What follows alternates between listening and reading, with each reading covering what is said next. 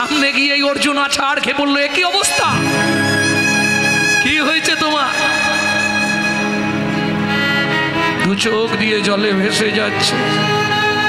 ওই জরা ব্যাধ আমায় তীর বিদ্ধ করে দিয়েছে। ক্রোধে অগ্নি প্রজ্বলিত অর্জুন,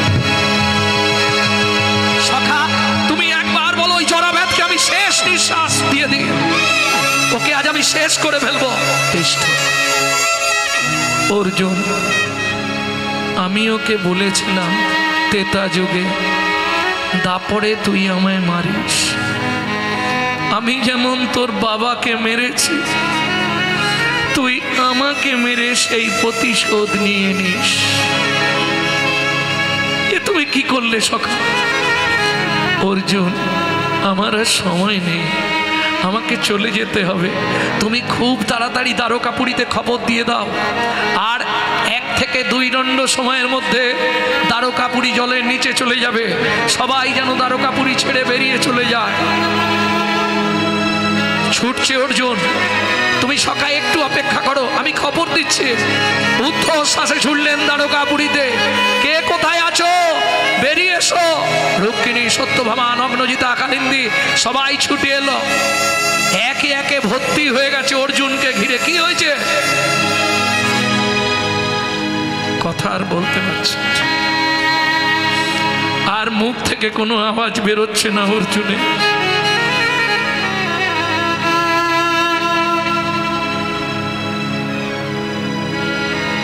অর্জুন, রুক্মিণী বলছে, অর্জুন তোমার চোখে জল, কিছু হয়েছে?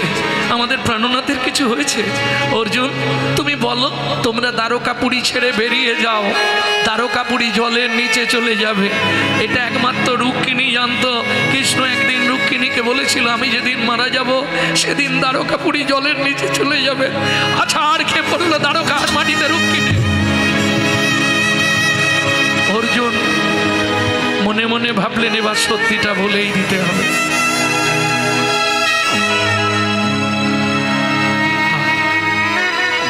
বলো অর্জুন, বলো, আর চুপ করে থেকো না। কি হয়েছে?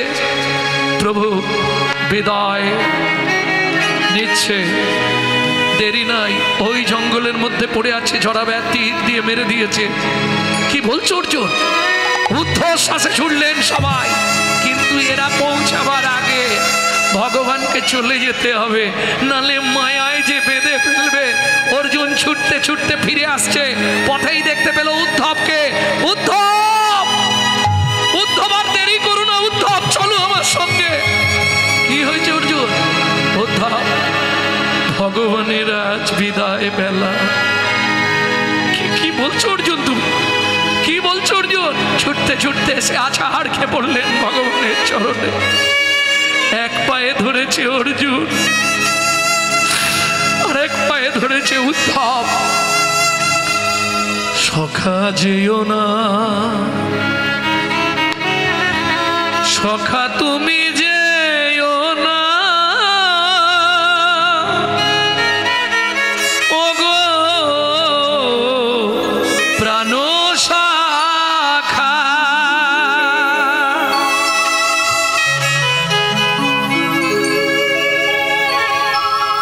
ওদিকে মাথায় হাত দিয়ে হাউ হাউ করে কাঁদছে জড়াবেন। সামান্য একটা তীরে এই অবস্থা হয়ে গেল। ছুটে গেল অর্জুন মাথার ধারে। উদ্ধব বসেছে চরণ দুটো কোলের ওপর নিয়ে। একজনের কোলে চরণ আর একজনের কোলে মাথা। অর্জুনের কোলে রাখলেন মাথা। অর্জুনের হাত দুটো ধরে ভগবান কাঁদতে কাঁদতে বলে গেল, আমার যেটুকু আশা বাকি রইল তুমি পূর্ণ করে দিও। কৃষ্ণ কৃষ্ণ কৃষ্ণ।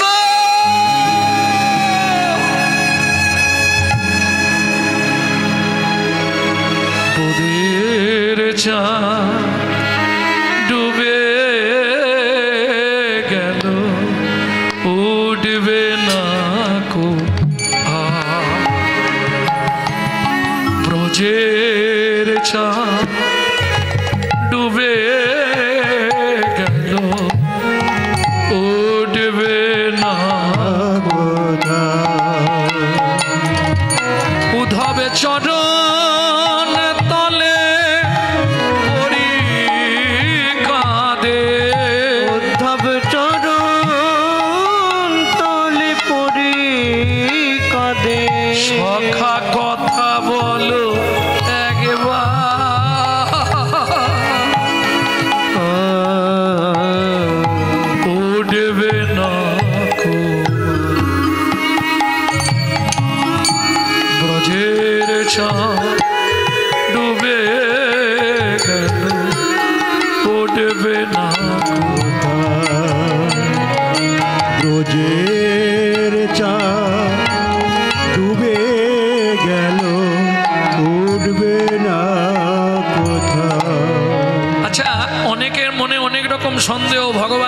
কৃষ্ণের দেহটা কি হলো? যেমন মানব জাতিকে পুরানোর আগে চিতা সাজানো হয়, ভগবানের জন্যও চিতা সাজানো হলো। খুব মন দিয়ে শুনে নিন, কোথা থেকে বলছি? স্কন্দ পুরাণ থেকে। ভগবানের জন্যও সাজানো হলো, চন্দন কাঠ ঘি মাখিয়ে চিতা সাজানো হলো। দ্বারকাবাসী এসে তখনও পৌঁছাতে পারেন। উদ্ধব চরণটা ধরেছে, মাথাটা ধরেছে অর্জুন, দুইজন মিলে চিতার ওপর তুলে দিলেন ভগবানকে। এতক্ষণে দ্বারকাবাসী এলেন, তখন কৃষ্ণ চিতার।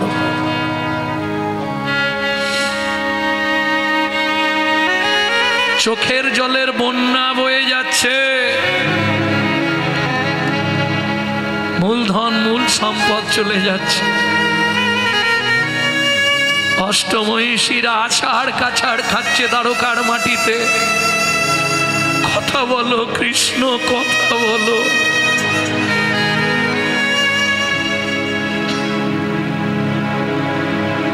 দেরি করে লাভ নেই, অগ্নি সংযোগ করে দাও।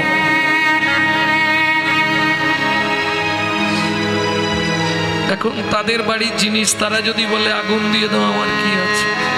কে আগুন দেবে? আগুনটা দেবে কে? রুক্মিণী বললেন সবাই মিলে যাকে বলবে সেই দিয়ে দেবে। তা আমাদের দ্বারকাপুরে তো ছেলের অভাব নেই, যে হোক একজন দিলেই হবে। রুক্মিণী বললেন না, ওটা হবে না। ভগবান কৃষ্ণকে যে সে আগুন দেবে এটা মেনে নেওয়া যাবে? সবার আগে প্রতিবাদ করলেন রুক্মিণী। কেন? রুক্মিণী বললেন যদি আগুন দিতে হয় অর্জুনের যথাযোগ্য, যাকে নিমিষ না দেখতে পেলে পাগল হয়ে যেত। আমরা 8 জন থাকতে, এত নাতি নাতনি, এত সম্পদ থাকতে, তবু সে অর্জুনকে চোখে হারাতো সবসময়। অর্জুন দেবে আগুন। চলুন, অগ্নি সংযোগ করবে তো, কিন্তু জ্বালাবে কি? যেটাই জ্বালাচ্ছে যাচ্ছে সেটাই জ্বলছে না।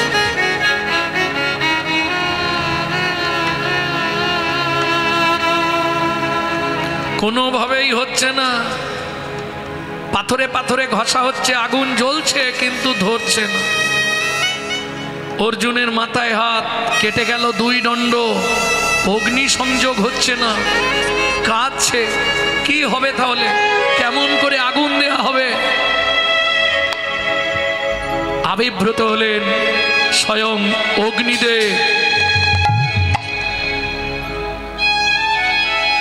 হাউ হাউ করে কাঁদছে। আগুন যদি কাঁদে আর জ্বলবে? অগ্নিদেব কাঁদছে, কি বলছে শুনুন। অর্জুন কাঁদি কহে অগ্নিদেব,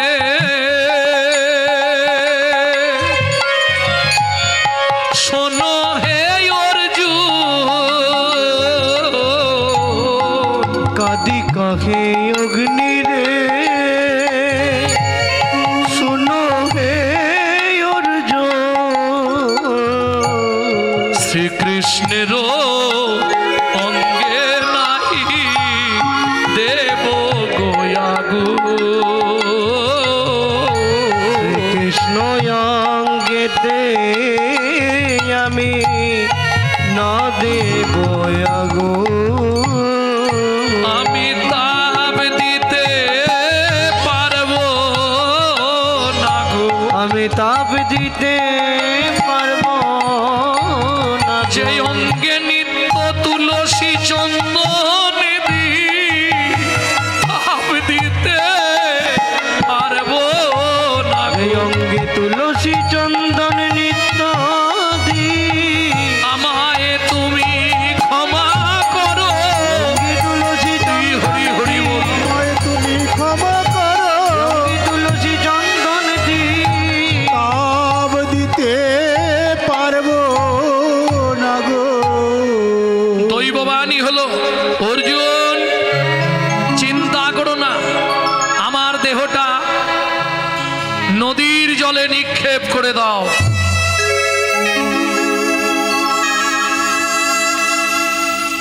সবাই মিলে ধরাধরি করে ভগবানের দেহটা নদীর জলে নিক্ষেপ করলে, আর যেই না গঙ্গায় ফেললো সঙ্গে সঙ্গে কি হলো যেন, শ্রী গঙ্গা উথুলিল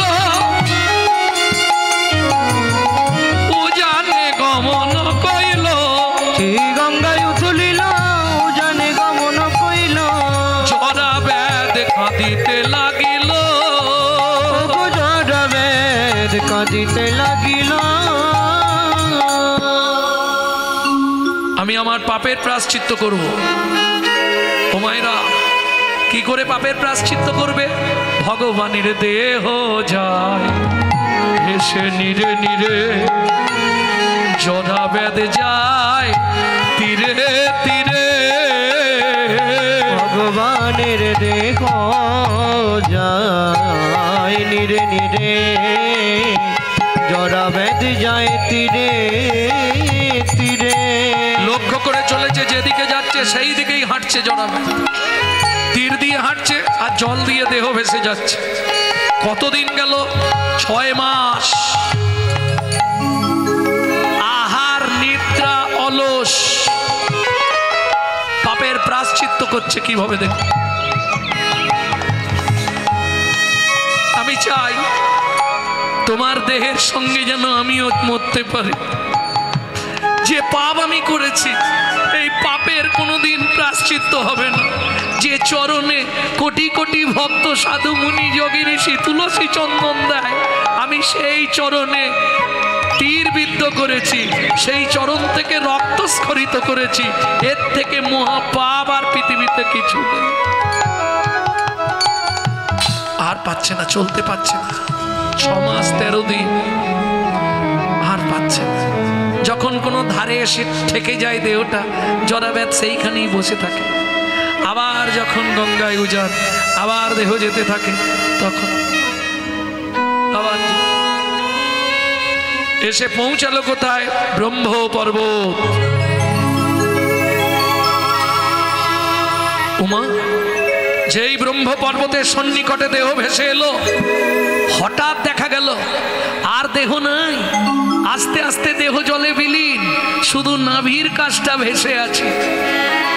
দৈববাণী হলো, কেঁদে উঠল জরাব্যাধ, কেন তোমার দেহ তুমি লুকিয়ে নিলে ভগবান?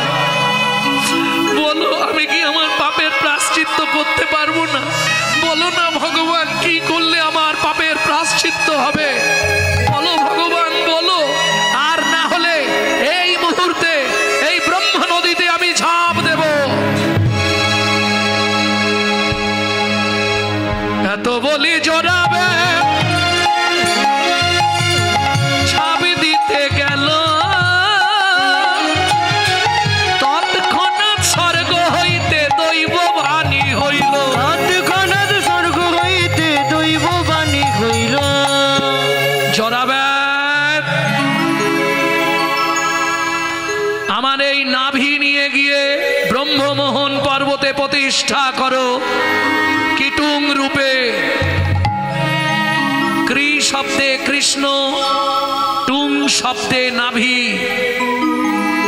এইভাবেই সেবা করতে থাকো। তোমার বংশেই জন্মগ্রহণ করবে বিশ্বা বসু, সেই প্রতিষ্ঠা করবে আমাকে নীল মাধব রূপে। শুনিয়া দৈবের বাণী আনন্দিত হয় তখনই, শুনিয়া দৈবের বাণী আনন্দিত হয় তখনই, শুনিয়া দৈবের বাণী আনন্দিত হয় তখনই, শুনিয়া দৈবের বাণী আনন্দিত হয় তখনই। পর্বত পরিপ্রতিষ্ঠিত কইল, পর্বত পরিপ্রতিষ্ঠিত কইল, পর্বত পরিপ্রতিষ্ঠিত কইল, পর্বত পরিপ্রতিষ্ঠিত কইল। উলুধ্বনি জয়ধ্বনি দেবগণ পুষ্পমণি, উলুধ্বনি জয়ধ্বনি দেবগণ পুষ্পধ্বনি, উলুধ্বনি জয়ধ্বনি দেবগণ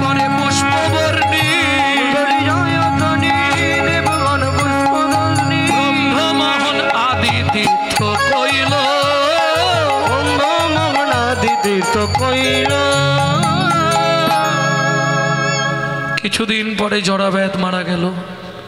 জরাবেদের বংশধর পুত্র হয়ে আত্মজ হয়ে জন্মালেন বেশ্যা বসু। জাতিতে সবর, সবর মানে বোঝেন তো, চণ্ডাল। ভগবান যত কৃপা করেছে না, সবাই নিচু কাস্টে। দেখবেন আমাদের মতো ব্রাহ্মণদের কৃপা করে কে? বেশ্যা বসু সবররাজ। সবর মানে ওই যারা মরা টরা পুড়ায়, কি বলে, চণ্ডাল এক কথায়। কিন্তু শাস্ত্র যে বলে গেছে চণ্ডাল হপি মুনি শ্রেষ্ঠ হরি ভক্তি পরায়ণা। তাহলে কীটুম পরে সবররাজ প্রতিষ্ঠা করলো নীল মাধব।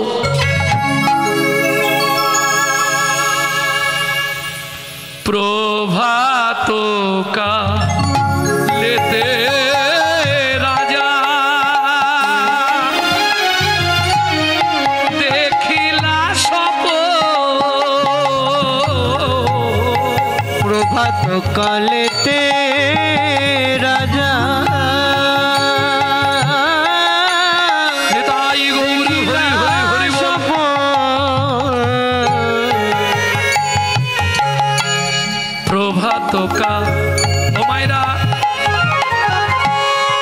সূর্য উদয়ের 2 দণ্ড আগে পর্যন্ত যদি কেউ স্বপ্ন দেখে, কোন পাশ ফিরে জানো? জানো না? ডান দিক ফিরে স্বপ্ন দেখলে সেই স্বপ্ন সত্যি হয়। সূর্য উদয়ের থেকে 2 দণ্ড আগে প্রভাত সময়ে রাজা দেখিলা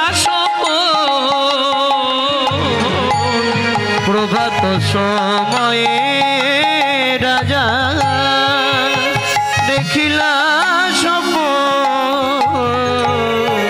রানীর ডাকিয়া কহে বিচলিত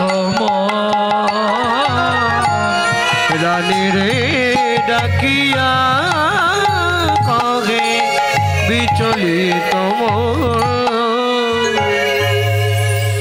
রাজাটিকে উড়িষ্যা উৎকল রাজ রাজা ইন্দ্রদ্যুম্ন স্ত্রী গুন্ডিচা দেবী প্রচণ্ড ধার্মিক। কোনোদিন বাড়িতে অতিথি সেবা না হলে তিনি জল খেতেন না। যেদিন অতিথি না আসবে ভিক্ষা করতে বলুন বা সাহায্য চাইতে বলুন, যেদিন অতিথি না আসবে সেদিন রানী উপবাসে থাকতেন। আরে সংসার তবে তো সুখের হয়। সংসার সুখের হয় কাদের জন্য? ও রমণীর গুণে। যাই হোক, রমণীর গুণে সংসার সুখের হয়। আবার এমনও নারী আছে যার জন্য সংসার একবারে কোথায় যায়, সে আবার কোন জায়গা ঠিকানা দাও। দাদু বলছে জাহান্নামে যায়, সে আবার কি? আরে জাহান্নাম কোথায়? ও যমরাজের পাশে। সত্যি কথা, প্রথম ভাষাটা শুনলাম। যাই হোক, এটা একটা নতুন ভাষা শুনলাম, জাহান্নাম নাকি? বাহ। না না, নারী হচ্ছে ত্রিধাগতি, বুঝতে হবে। সবাইকে এক পাল্লায় ওজন করলে হবে না। নারী ত্রিধাগতি। একটা হচ্ছে, বিশেষ করে নারীর তো চলার পথ দুটো, একটা সামঞ্জস্য, একটা অসামঞ্জস্য। সামঞ্জস্য নারী কারা জানো? স্বামীর 10,000 আয়, ও 10,000 আয় সংসার ম্যানেজ করবে। অসামঞ্জস্য, স্বামীর আয় 10,000, মাসে খরচ 25,000। কোথা পাবে? দেখ, পাড়ায় গ্রুপ লোন আছে না, বন্ধন নিয়ে এনে না, তারপর দেখা যাবে। এদিকে নেই লোন, নেই গ্রুপ লোন। ভক্তমন্ডলী ঘরে ঢুকতে গেলে মাথা নিচু করতে হয়, আর মাসে ক্রিম লাগে 6,000 টাকা। মুখে আছে অন্তরে নাই, তেমন শিক্ষার মুখে ছাই। তাহলে সংসার সুখের হয় রমণীর গুণে। প্রত্যেক দিন রাজা ইন্দ্রদ্যুম্ন যা ঘটবে সারাদিন সব স্ত্রীর কাছে বলবে। স্বামী স্ত্রী যদি একসঙ্গে একভাবে না চলা যায়, সে সংসার টেকানো মুশকিল আছে। যা করবো দুজনে, কি? তবে তো তুমি আমার বন্ধু, আমি আরে এখন না হয় যৌবনের তেজ আছে, যখন বুড়ো হয়ে যাবো কে দেখবে? কয়গিন্নি ওষুধরা দাও। সে হাত কামলেও এনে জলের গ্লাসটা দেয় তো এখনো দাদু।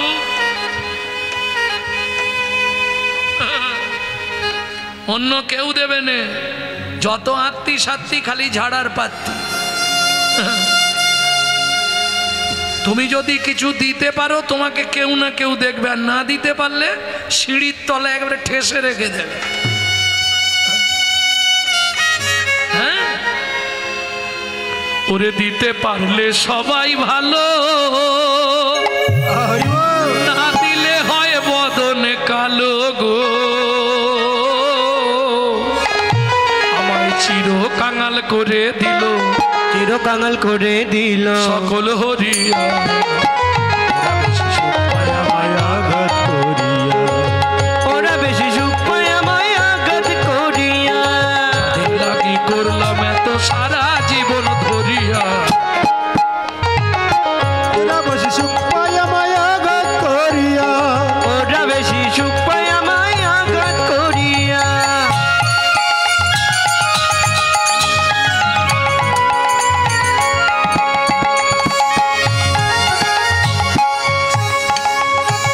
কি গো, সেদিনের কথাগুলো একটু ভাবো।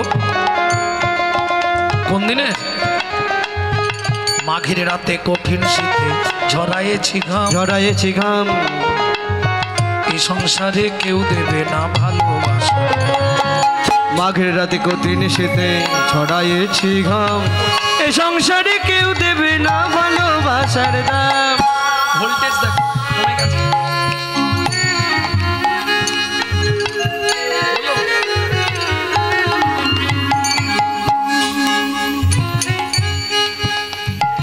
মাঘের রাতে কঠিন শীতে ঝরায়েছি ঘাম, এই সংসারে কেউ দেবে না ভালোবাসা। ওগো বেহিসেবি খাটনি খেটে দিনগুলো মোর গেল কেটে গো। খাটনি খেটে মনে আছে? দিনগুলো মরে গেল কেটে গো। এখন শুধু পারের ঘাটে, এখন শুধু পাড়ের ঘাটে, এখন শুধু পারের ঘাটে, এখন শুধু পাড়ের ঘাটে আছি বসিয়া। ওরা বেশি সুখ পায় আমায় আঘাত করিয়া, ওরা বেশি সুখ পায় আমায় আঘাত করিয়া, ওরা বেশি তাই সুখ পায় গৌর হরি হরি আঘাত হরি করিয়া। রানী একটু তো শোনা যাচ্ছে না, তাহলে মনিটরটা বাড়ি দাও, মনিটর বাড়ি দাও। রানী, আমি ভোরের বেলা স্বপ্ন দেখলাম। কি স্বপ্ন মহারাজ? ওই জন্যে তারপর থেকে আপনি আর ঘুমাননি, খালি এমাতা ওমাতা করছেন, বিচলিত হচ্ছেন। কি স্বপ্ন দেখেছেন বলুন আমার।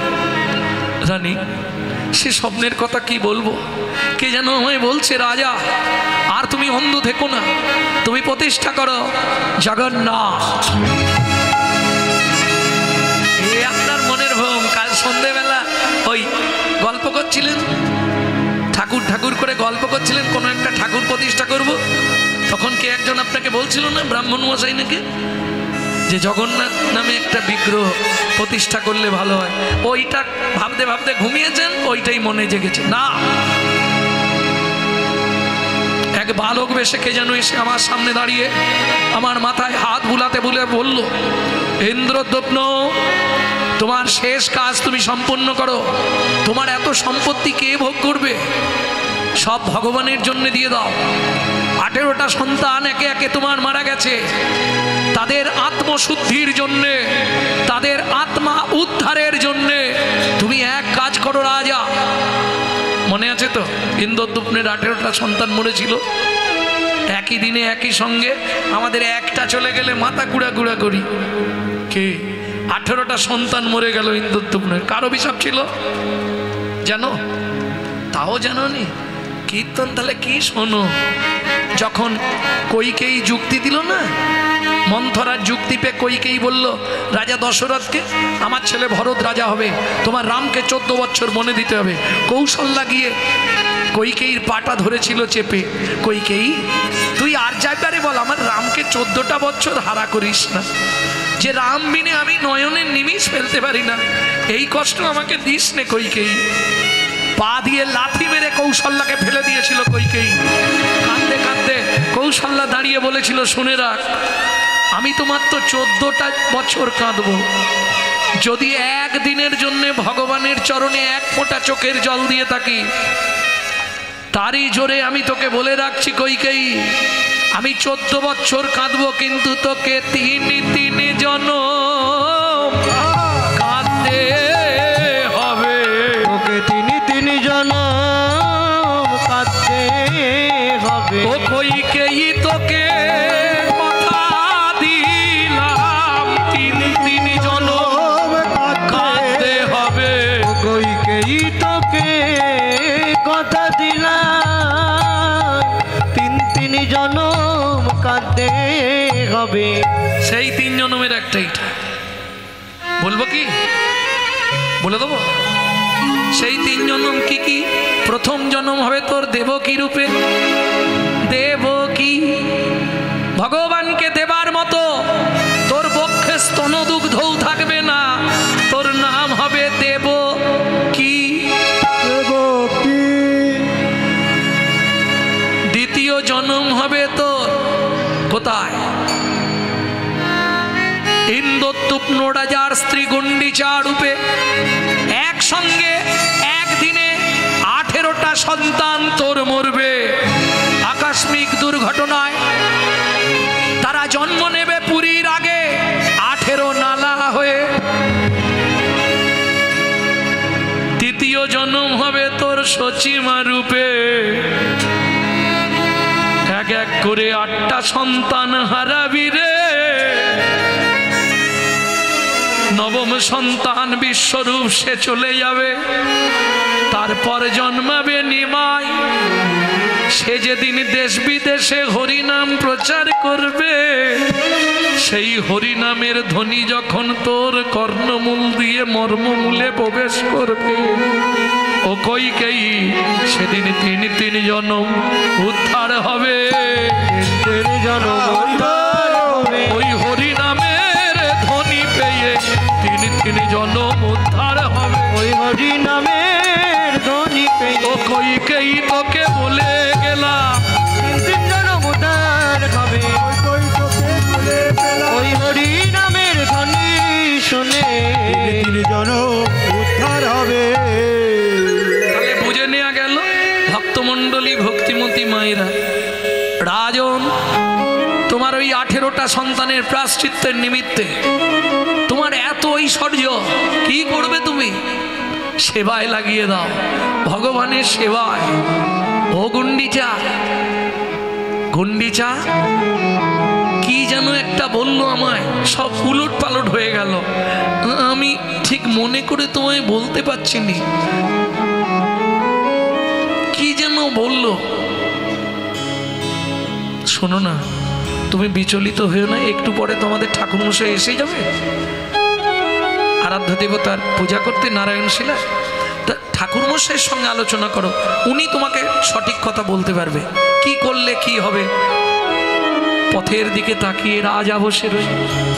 অনেক পরে ঠাকুরমশাই এলো, কুলপুরোহিত।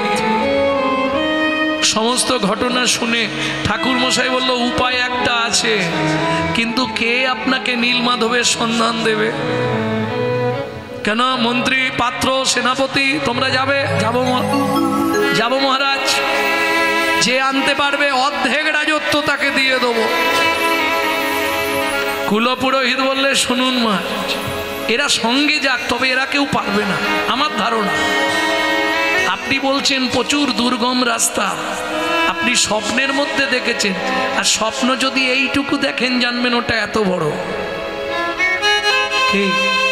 আমরা মাঝে মাঝে স্বপ্ন দেখি না, ছাদ থেকে পড়ে যাচ্ছি ধুম করে, কুড়ে ঘরে শুয়ে আছি, স্বপ্ন দেখছি 4 তলার উপর ঘুমাচ্ছি। বাবা,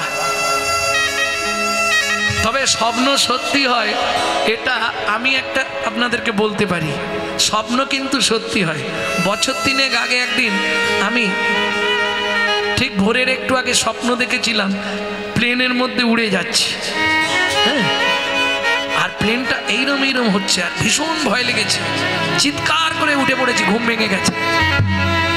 তারই পরের বছর ত্রিপুরায় গেলাম, প্লেনে যেতে যেতে প্লেন একবার এইরকম হয়ে গেছে,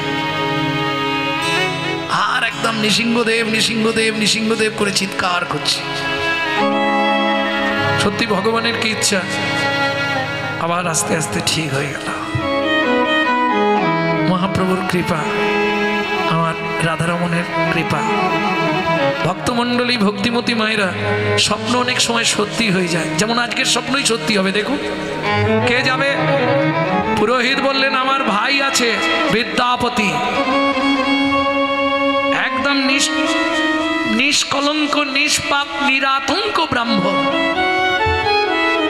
বোঝা গেল, নিরাতঙ্ক মানে কোনো ভয় নেই, নিষ্কলঙ্ক যার এক বিন্দু কলঙ্ক নেই, নিষ্কাম কোনো জিনিসের প্রতি যার কোনো লোভ নেই, এই রকম ব্রাহ্মণ একমাত্র আমার ভাই, আমিও নয়।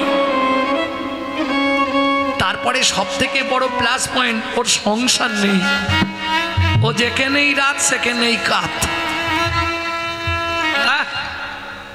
কি বিয়ে দেওয়া হয়নি, ওকে কি বলে, আরে তো কর্ম। ভোজন যত্তে তত্তে শয়ন হট্ট মন্দিরে, মরণ গো ভাগাড়ে চর কি আছে কপালে, আরো কি আছে কপালে। বোঝো, ভোজন যত্তে তত্তে শয়ন হট্ট মন্দিরে মানে একটা লোক যেখানে সেখানে খেত, হাট ভেঙে গেলেই তোমাদের হাটে শুয়ে পড়তো, ঘুমিয়ে যেত। একদিন ওই যেখানে গরু ফেলে, কি বলে, গোভাগাড়, গোভাগাড়, ওইখান দিয়ে হেঁটে যেতে যেতে হুঁচুট লেগে পড়ে গিয়ে পাটি শেষ, মরে গেছে। এবার যার সাত কুলে কেউ নেই, কে তাকে পুড়াবে, কে মাটি দেবে, ওইখানেই ওই শিগাল কুকুরে দেহটা ছিঁড়ে ছিঁড়ে খেয়ে আস্তে আস্তে হাড্ডারগুলো এদিক ওদিক হয়ে গেছে, মাথার খুলিটা সব মাল ঝরে গেছে, গিয়ের পায়ের লাথি খায় গড়ি গড়ি সেদিক, তার পায়ের লাথি লেগে ওদিক চলে যায়। এই যেতে যেতে একটা নারকেল গাছের গোড়ায় এসে পড়ে গেছে। ভোরবেলা অমাবস্যার ঘুটঘুটে ঘন অন্ধকার, ব্রাহ্মণ ঠাকুর কালী পুজো করে ফিরছিল, লাগবি তো লাগ ব্রাহ্মণের পায়ে লেগেছে। বলে হায় ভগবান করলে কি, ভোরের বেলা নারকেল পেয়েছি, নারকেল পেয়েছি। ও শালা পুডলির মধ্যে বেঁধে নিয়ে ঘর। বলে ভগবান সত্যি কৃপাময়, সারা রাত্রি জাগা কালী পুজো করেছি, এইবার গিয়ে নারকেলটা ভেঙে কুড়ে নিয়ে দুটো মুড়ি দিয়ে চিনি দিয়ে ভালো করে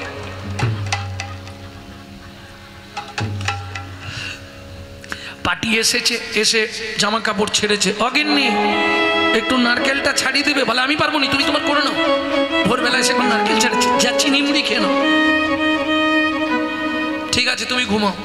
ও ভালো করে কাপড় চুপড় ছেড়ে কাঠারি বার করে পডলা খুলেছে, আলোতে দেখছে মাল তো মোড়ার মাথা। ইস ফেলবনি, আমাবস্যার রাত্রিতে পেয়েছি মানে ব্যাপার আছে। আর ব্রাহ্মণদের বুদ্ধি বেশি, এটা জানেন তো, যার জন্য সব বর্ণের ওপরে, সব বর্ণের কাঁধে হাত দিয়ে চালায়। আবার বল সব থেকে চালাক হচ্ছে ব্রাহ্মণ, সব বর্ণের ওপরে না, নারায়ণের মুখ থেকে ব্রাহ্মণের জন্ম, এটা বুঝতে হবে। ভক্তমণ্ডলী, ভক্তিমতী মায়েরা কি করবে, মাল কাপড় জড়িয়ে চালের বাতার মধ্যে একটা কাঠি দিয়া ঝুলিয়ে রেখেছে। প্রত্যেক দিন স্নান করে পুজো করতে যাবার আগে ওটাতে প্রণাম করে যায়।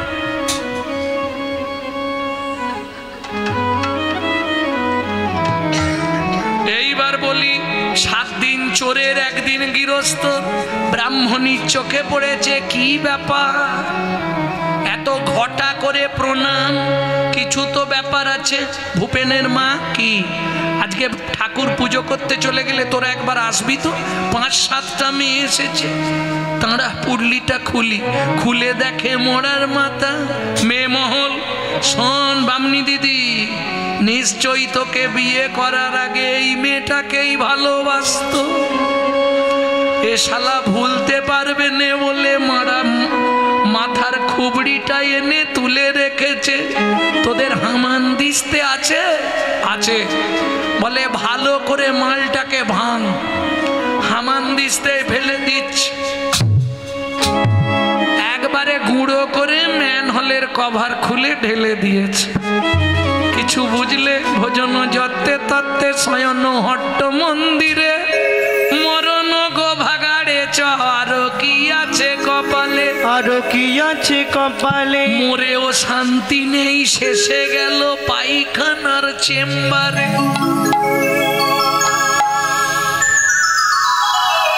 মরেও শান্তি আছে কি? তাহলে ভাবো, প্রেম সে বলো চৈতন্য মহাপ্রভু কি। মহারাজ আপনি আমায় ডেকে পাঠিয়েছেন? তুমি কে? আমি বিদ্যাপতি। বাবা, দেখতে তো তোমাকে রাজপুত্র মতো। মহারাজ ওই রকম বলবেন না, ব্রাহ্মণরা এইরকমই হয়, সাত্বিক আহার করতে হয় তো, যার ফলে ব্রাহ্মণরা এইরকমই হয়। বেশ, তুমি আমার এই কাজ উদ্ধার করতে পারবে? মহারাজ আমি নিমিত্ত মাত্র, চেষ্টা করব, যদি ভগবানের ইচ্ছা থাকে আপনার কাছে আসবে, সে নিজেই আমাকে ধরা দিয়ে দেবে। বাহ, সুন্দর কথা বলেছ, কিন্তু আমি তো একা ওই জঙ্গলের পথে যাব কি করে মহারাজ? না, মন্ত্রী সেনাপতি পাত্র মিত্র অন্তত 100 জন তোমার সঙ্গে যাবে, তাহলে তো কোনো চিন্তাই নেই মহারাজ। খাবার দাবার সব বেঁধে নিয়ে যাও। বিদ্যাপতি দেখল এই সঙ্গ দোষে কি হয়, সঙ্গ দোষে কি হয়, সঙ্গ দোষে নষ্ট। সঙ্গ ত্যাগ করতে হবে। এখন রাজার সামনে থেকে বেরিয়ে যাই, তারপর যা হবে দেখা যাবে। এই শোনো, 4টে ভাগ করে নাও, উত্তর দক্ষিণ পূর্ব পশ্চিম, কিন্তু সবাই গিয়ে মিলবো এক জায়গায়, এটা মাথায় রাখবে। কেমন? কেহ বা উত্তরে, কেহ বা দক্ষিণে, কেহ বা উত্তরে, কেহ বা দক্ষিণে, তারা কেহ বা উত্তরে, কেহ বা দক্ষিণে, কেহ বা উত্তরে, কেহ বা দক্ষিণে, সঘনে ধাইয়া যা।